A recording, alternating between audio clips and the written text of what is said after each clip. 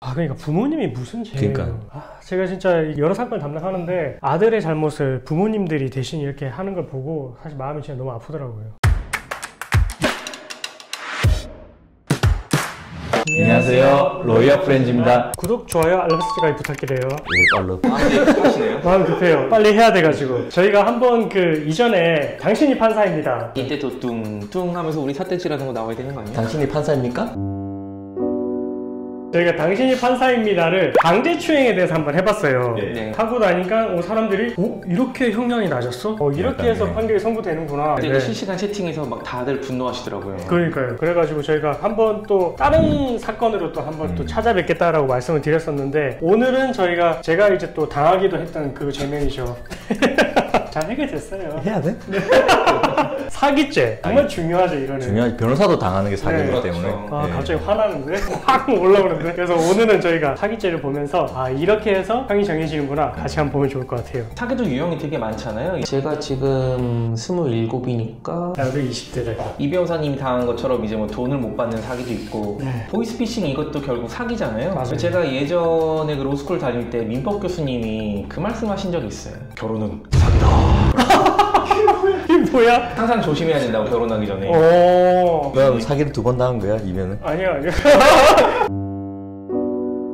금융감독원을 사칭해서 보이스피싱 수법으로 피해자의 돈을 전달받은지 편취한 사건. 야, 최악이다, 최악. 사기 친 놈을 또 친 거네. 통수의 통수. 실제 이런 경우가 있잖아요, 진짜. 있죠. 그렇죠. 있죠. 봅시다. 사건 개요가 보이스피싱 운반책이네. 금융감독 1,400만 원. 직원을 사칭을 해서 받아서 지가 그대로 들고 달아놨다? 이 아들의 등록금으로 모아둔 예금액 1,400만 원. 보이스피싱범들이 하는 게 패턴이 몇 개가 있잖아요. 이런 네. 식으로 무슨 뭐 공공기관을 사칭하기도 하고, 저희 예전에 다뤘던 거는 검찰이었고, 그리고 또 많은 패턴이 단기 알바 한번 하시라. 맞아요. 엄청 많죠. 맞아요. 우리는 이제 네. 사업체 운영하는 사람인데 탈세는 아니고 절세를 위해서 계좌가 필요하니까 빌려주면은 이제 뭐 한 번 해줄 때마다 뭐 우리가 뭐 200을 주겠다, 300을 주겠다. 맞아. 넘기는 순간 바로 이제 끝이죠. 맞아요. 그래서 보이스피싱이 사실 진짜 엄벌에 처하고 있고, 그래서 우리가 또 예전에 한번 영상에서도 다뤘어요. 그때 이제 실제로 실제 음성 해가지고 했죠. 중앙지검 누구다 이러면서 검사 이름도 맞고 막 이런 식으로. 실제 그래서 이제 그럴싸해가지고 저희가 다뤘었는데, 근데 그런 댓글도 많이 달리더라고요. 제가 제일 안타까웠던 댓글이 유용하다, 이건 되게 고마운데 가끔 이렇게 하면은 또 업그레이드 되는 거 아니냐. 그래서 여기서 뭐 더 이상 업그레이드 할게. 사건 번호 정도만 다시 업그레이드 하려나? 그렇죠. 근데 이마저도 저희가 말씀을 안 드리면 거기 또 속으실 거 아니에요. 그것도 그렇죠. 그렇죠. 그래서 그걸 저희가 막기 위한 취지로 말씀을 드린 거지, 우리가 뭐 보이스피싱이 더 업그레이드 되라 이런 취지는 절대 아닙니다. 그리고 보이스피싱 법만 나쁜 게 아니라 이제 방금 제가 말씀드린 것처럼 통장을 빌려주는 거, 맞아요. 내가 보이스피싱에 사용되는 거 몰랐다고 아무리 얘기해도 내 명의의 통장을 다른 사람 빌려주는 행위 자체가 또 이제 위법한 거거든요. 그거 갖고 이익을 얻게 되면 실제 처벌까지 돼버리기 때문에. 이 말이 무슨 의미냐면, 보이스피싱을 쳤는데 그 돈이 보이스피싱범 계좌에 들어오면 당연히 특정이 되잖아요. 그렇기 때문에 그 들어오는 돈을 좀 주고 나한테 통장을 좀 빌려줘, 이렇게 해가지고 그 사람 통장으로 돈이 들어가게 하는 거예요. 근데 지금 이 사건 같은 경우에는 알았어, 내가 통장 빌려줄게 하니까 보이스피싱범이 열심히 낚아가지고 내 통장에 다른 사람이 돈을 넣게 해줬는데, 원래 보이스피싱과 나 사이의 관계에서는 내가 딴 데로 보내줘야 되지만 그거를 보내주지 않고 내가 꿀꺽 했다는 거죠. 이 사람은 통장으로 받은 게 아니고, 사건 보면 A씨라는 사람이 돈을 뽑아서 현금으로 갖다 줬어. 이 사람은 현금을 받아서 이걸 이제 그 보이스피싱 우두머리가 시킨 대로 돈을 보내줘야 되는데 이 1,400만 원을 잡으니까 눈이 도는 거지. 그래서 도망갔어. 근데 웃긴 게 그 조직이 우두머리가 신고를 했어. 못된 놈은 못된 놈을 신고한 느낌인데. 대박이네, 이 사건. 집행유예에 대해서 이렇게 예시가 돼 있네요. 보통은 보이스피싱 하면 이게 실제 인출책도 일단은 구속시켜 놓고 시작을 하잖아요. 맞아요, 일반적으로. 맞아요. 근데 이거는 보이스피싱 친 거를 다시 한번 사기를 친 거니까 어떻게 보면 범죄자를 사기친 거지. 그러면 조금 참작해 주려나? 근데 EJ가 되면 좋긴 한데 결과적으로 내가 1,400 준 건 어쨌든 뜯긴 거니까 벌써. 그렇죠. 뭐 어떻게 생각하세요? 저는 항상 일관돼요. 저는 항상 맥시멈 5년 초과. 얼마 생각해요? 좀 그냥 이 사람이 인출책이었다면 1년 이하? 근데 보통 이하? 8월 정도 나오니까. 일단은 실형. 저는 그러면 벌금은 일단 아닌 것 같고요. 일단 뭐 다 나왔으니까 제가 한 집행유예 쪽으로. 집행유예. 그럼 뭐 이 3명 중에 뭘로 갈? 집행유예로 가? 5년 초과로 가. 원초로 가? 5년 초과 갑시다. 아까 대학 등록금, 대학 등록금 모아주셨다는 분. 여보세요? 여보세요? 네. 김수 야 옆에 빠따도 있어. 말 안 되면 빠따지. 빠따, 배트. 이용된 정황이 포착돼서 저희가 지금 수사 중에 있는데요. 그럴 리가요. 김순애 씨가 사기범이 아니라는 걸 증명하기 위해서라도 예금을 모두 인출해서 확인해 주셔야겠습니다. 그러니까 이 항상 이 패턴이 그러니까 왜 내가 증명을 그러니까 수사기관 입증해야지. 그렇죠. 검찰에서 입증 책임이 있어요. 그렇죠. 나의 무죄를 내가 입증하는 게 아니에요. 협조해 주실 수 있겠습니까? 예. 아, 네네네. 네, 그래야죠. 아이고 협조하지 마세요. 저희가 지금 금융감독원 직원을 김순애 씨 동네 초등학교 앞으로 보낼 테니까 전화 끊지 마시고 현금 인출. 이 얘기 꼭 나오죠. 전화 끊지 마라. 끊지 마라. 왜 이게 끊고 나면 주변에 혹시나 얘기해서 물어보면 그거 보이스피싱이다 이렇게 때문에 계속해서 들고 있게 만드는 거지. 끊으시면 범인과 공모하는 것으로 판단할 테니 절대 끊으시면 안 됩니다. 절대 이러지 않습니다. 아니 이러다가 엘리베이터 서서 끊기면 어떡하려고? 공범들? 근데 보통 은행 가면은 막 이게 보이스피싱 조심하세요 이렇게 나오잖아요. 이게 안 보이는 거예요 지금. 아, 예. 준비는 해오시죠? 아 이분이 인턴자체. 이분은 아니고 이놈. 아 이놈. 죽은 이제 아무것도 없어. 연락하면 연락 안 받지 뭐. 그러니까 차단이지 뭐. 없는 번호 뜨겠지 뭐. 띠띠띠띠. 막 연락 안 받는 거 차단시켜버린 거지. 아이고. 끝이지 이러면. 그러니까.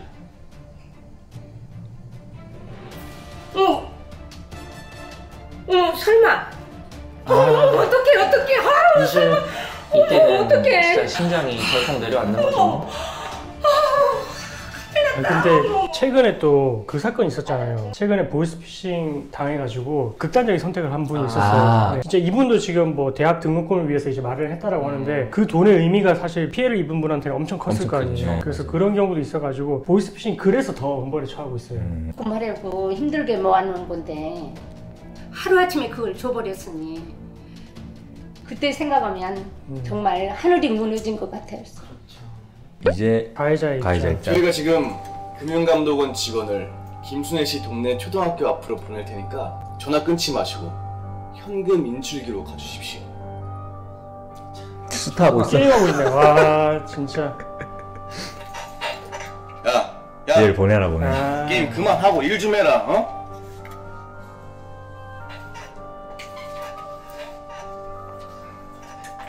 어? 저거 지금 공무원증 그런 건가 보네요. 공무원증도 위조를 해놨네요. 금융감독원입니다. 준비는 해오시죠? 공문서 위조랑 이제 행사죄. 행사까지. 전화 좀 빨리 주세요. 생각보다 순조롭게 진행됐어요. 받으니까 이제 마음이 또 바뀌나 보다. 그러다 결국 생각이 바뀌었죠. 걔 밑에서 이것저것 심부름만 했지 제때 돈을 받은 적이 없었거든요. 그것도 일이라고 또 돈 제가 받고 그 있네 또. 빚이 쌓여있어서 그것부터 갚아야겠다고 생각했습니다. 지가 빚이 있어가지고 그걸 그래서- 갚아야 된다. 돈을 받고 연락을 끊었죠.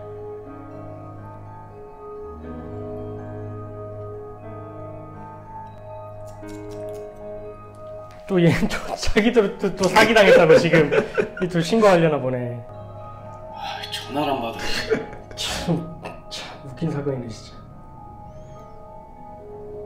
피해자의 마음을 조금이나마 느껴봤을까? 전화 안 될 때 그 기분을- 기분. 일일이 신고하네. 와 진짜 양심 없다. 대단한 놈이다. 인성무엇? 야, 네, 경찰서죠. 제가 지금 보이스피싱범 하나를 신고하려고 하는데 그 관상은 사이언스라 말했잖아요. 어때요? 저런 사람이 만약에 군대에서 선임이잖아요? 그러면은 큰일 난 거예요 진짜. 되게 그 밑에 애들을 잘 괴롭히게 생겼어요 저런 얼굴이. 맞는 말 같아. 이분 그때 나온 냈던 사람인데? 그분인 것 같은데. 그때 그분인가? 네, 강제추행 때. 알고 보니까 같은 조직원들이 자기네들을 그 연기자 배신하는 맞나 조직원을 보네요. 경찰서로 신고를 한 거더라고요. 보이스피싱은 경제팀에서 하잖아요. 그치. 네. 그리고 조사를 하니까 자기는 시키는 일만 했다. 그래서 뭐 억울함을 주장했던 그런 사건입니다. 이분은 그냥 하루 날 잡아가지고 쫙 찍었나봐요. 주도가 이거 똑같아 지금. 네, 자 그러면 봅시다 이제. 맞죠. 사기 전에 형법 제 347조 제1항에 있고요. 10년 이하의 징역 또는 2천만 원 이하의 벌금. 근데 피해액이 커지면은 또 그렇죠. 특경법으로 가죠. 그렇죠. 네. 특정 경제범죄 가중처벌 등에 관한 법률이 적용이 돼요. 보통 이제 보이스피싱이 오랫동안 안 잡히면은 이제 그 기준이 5억이거든요. 이제 누적 금액이 5억은 순식간에 넘어가죠. 그렇죠. 그 다음에 이제 양형을 참작할 때 뭐 강제추행에서도 나왔지만 뭐 범인 연령, 성인, 진흥 환경, 뭐 피해자에 대한 관계는 어떻게 보면 또 피해 회복을 해줬느냐. 그렇죠. 자, 양형 조건이 이렇게 있고 그 다음 이제 재판이네요 이제. 이제 재판하려고 들어가려는. 벌써 재판 시간이네요. 네. 검사와 변호사는 각각 어떤 논리로 판사인 저희를 판사님이 선택했는지. 바뀌었네요 지난번에는. 네. 멘트는 근데 똑같네요. 재판하네요 이제. 구속돼 있네 이미. 이미 구속됐네요. 수익 있고 있네. 맞아요. 그 아까도 말씀하셨다시피 보이스피싱은 구속 수사를 거의 원칙으로 하고 있어요. 그치. 네. 그래서 지금 어쨌든 중국에 사실 조직을 두고 있는 경우 되게 많거든요. 그렇죠. 필리핀, 중국 이쪽. 그렇죠. 그래서 그 상부책을 잡기 위해서 일단 하부책을 이제 잡아놓고 그 이후에 압박을 해가지고 이제 중국에 있는 조직원들 잡으려고 하는데 사실상 힘들진 않아요. 저도 예전에 그 운반책 사건을 한번 해본 적이 있는데 애초에 이 사람들도 지시하는 그 보이스피싱 그 상범들을 몰라요. 그 텔레그램으로 다 연락하고 그래가지고 참 텔레그램이 이번에 엠번방 사건도 그렇고 여기저기 범죄에 많이 사용됐는데 네. 아마 이 경우에도 못 잡았을 거예요 상범은. 근데 얘는 같이 일하는 얘는 거죠. 했잖아. 그러니까. 그 같이 일하는. 일단은 뭐 검사가 이제 공소사실 낭독하겠죠. 사건에 대한 모두 진술을 시작하십시오. 검사님은 똑같네요. 똑같네요. 피고인은 보이스피싱 사기 조직의 일원으로 금융감독원 직원을 사칭하여 피해자로부터 1,480만 원을 1,480만 원. 보이스피싱 범죄를 근절하기 위해서는 주범뿐만 아니라 범죄에 가담한 인출책, 맞아요. 인출책, 현금 전달책, 송금책 등 송금책. 하위 역할 분담자들에게도 엄중한 처벌이 불가피합니다. 맞습니다. 변호인, 변론하세요. 공소사실 인부에 대해서 물어보죠. 인정하겠죠 뭐. 단순 가담자로서 양형 기준상 특별 감경인자에 해당하는 것을 맞아요. 이게 보이스피싱 사건에서는 사실 이제 그 조직원의 역할이 더 중요하거든요. 그래서 진짜 주도적으로 시킨 놈은 주범이기 때문에 더 이제 세게 처벌받고, 근데 이제 단순한 인출책이다 이런 이제 변론 방식 취하기는 하죠. 근데 방금 얘 정도면은 옆에서 이제 그 우두머리가 이제 열심히 일하고 있는데 그냥 뭐 너는 일해라 나는 게임하고 있을 테니까 이 정도면은 얘도 공동정범으로 봐야 되지 않을까? 이 정도. 얘 정도도 사실 볼 수는 있죠. 근데 아마 이제 자기 형을 낮추기 위해서 그렇게 주장을 하지 않았을까 싶어요. 우려해야 합니다. 피고인은 금융감독원 직원을 사칭하여 피해자로부터 돈을 직접 전달받았으므로 단순 가담자로 볼 수 없습니다. 그렇죠. 이 사건 범행에서 그렇죠. 중요한 역할을 담당한 것입니다. 재판장님, 피고인이 비록 범행의 실행 행위를 일부 담당한 것은 사실이나 주도적인 위치에서 범죄를 기획하고 범죄 수익을 분배하는 총괄적인 역할을 한 주모자가 아닙니다. 그렇죠. 또한 피고인은 자신의 범죄를 뉘우치고 있습니다. 자백하고는 있네요. 피고인은 이미 1회의 전과가 전과가 있어요. 근데 또다시 이러한 사건에 가담했습니다. 이런 것도 조금 재질이 안 좋아요. 많이 안 좋지. 동종 전과가 있으면 이미 아직 올라가는데 동종인지 아닌지 안 나오지 않았어요? 근데 이미라는 표현이 약간 동종 같아가지고 그럼 일단 집행유예는 좀 아닐 것 같아요. 피고인이 진심으로 뉘우치고 있는지 의문입니다. 보통 이렇게 말하죠, 검사 측에서는. 아닙니다. 다른 범죄네. 다른 범죄. 이종 전과. 처벌을 받았을 뿐 사기와 관련된 동종 전과는 없습니다. 맞아요. 이렇게 변론 방식을 취하고 있어요. 사실 이제 전과가 있다 손 치더라도 그 전과 내용은 지금 이 사건과는 이제 별개의 내용이다라고 하죠. 네. 민생 침해 사범. 피고인은 서민 생활을 위협한 민생 침해 사범입니다. 이는 서민들로 하여금 삶의 의욕을 상실하게 만들고 사회 불신을 조장하는 심각한 범죄입니다. 심각해요. 피고인을 엄벌함으로써 사회적인 경종을 물려합니다. 피고인은 자신의 잘못을 뉘우치고 근데 이렇게까지 왔다 갔다 하진 않아요. 더욱이 피해자와 합의하여 피해자는 합의했네요. 처벌을 원하지 않고 있음을 고려해 주십시오. 그래도 이 사건 다행이다. 합의해가지고. 검사 최종 의견. 검사, 최종 의견 진술하세요. 보이스피싱 사기 범죄는 국가기업 및 금융질서에 대한 신뢰를 심각하게 훼손시키는 등 죄질이 매우 나쁩니다. 죄질 안 좋아요. 그 사회적 해악이 매우 커서 엄정한 대처가 필요하고 가담자에 대해서는 지위고하를 막론하고 엄벌하여 발본세곤할 필요가 있습니다. 엄청 강하게 얘기하네. 검사 잘하시네. 또한 양형 기준에 따르면 이 사건 범죄는 다수인이 역할을 분담하여 조직적이고 전문적으로 범행을 저지른 조직적 사기에 해당하므로 맞아요. 일반 사기에 비하여 가중 처벌돼야 합니다. 이런 사정을 종합적으로 고려하여 피고인을 법정형과 양형기준 범위 내에서 오늘도 형량을 구형하지 않겠죠. 그냥 끝이네 이렇게 하고. 의견만. 보통 이런 경우에 이제 구형을 할 때 피고인에게 징역 3년을 얼마나 선고해 주시기 해라. 바랍니다. 보통 그런 마지막에 식으로 이렇게 얘기하죠. 끝맺음을 하죠. 변호인 최종 의견 진술하세요. 이제 최후 변론을 하죠. 먼저 피고인의 행위는 단순 오늘은 가담에 잘하네. 해당되고 피해자는 피고인의 처벌을 원하지 않고 있습니다. 따라서 피고인은 특별 감경인자가 다수 존재하므로 감경 영역에 해당된다고 보입니다.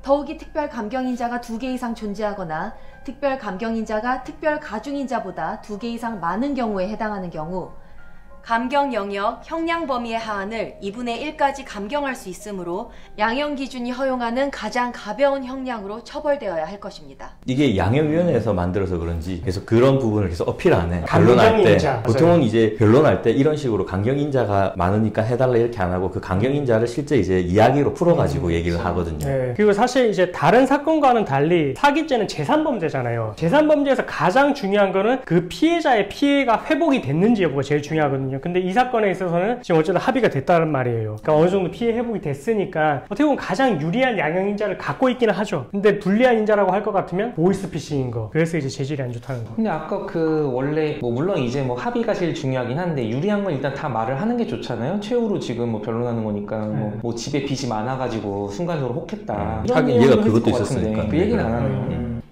피고인 최후 변론하세요.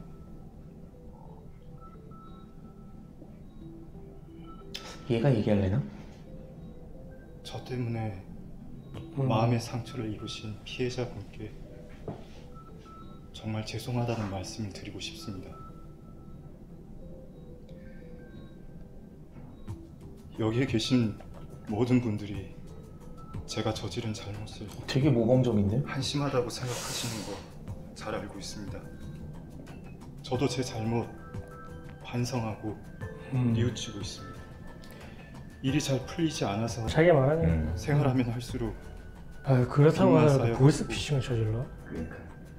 그러다가 보이스피싱까지 손댄 걸 너무나 후회하고 있습니다. 이 일을 하면서도 잘못된 일이라는 거 저도 잘 알고 있었고 언젠가는 그만두리라 생각했습니다. 이게 지금 그 아까 범행 수법도 중요하지만 범행의 기간도 중요해요. 가담한 기간. 근데 보이스피싱은 단 며칠만 가담해도 구속돼요. 위험하지. 네. 뭐 전달책이라고 하더라도 단 뭐 이틀 뭐 이렇게 했어도 구속돼 버려요.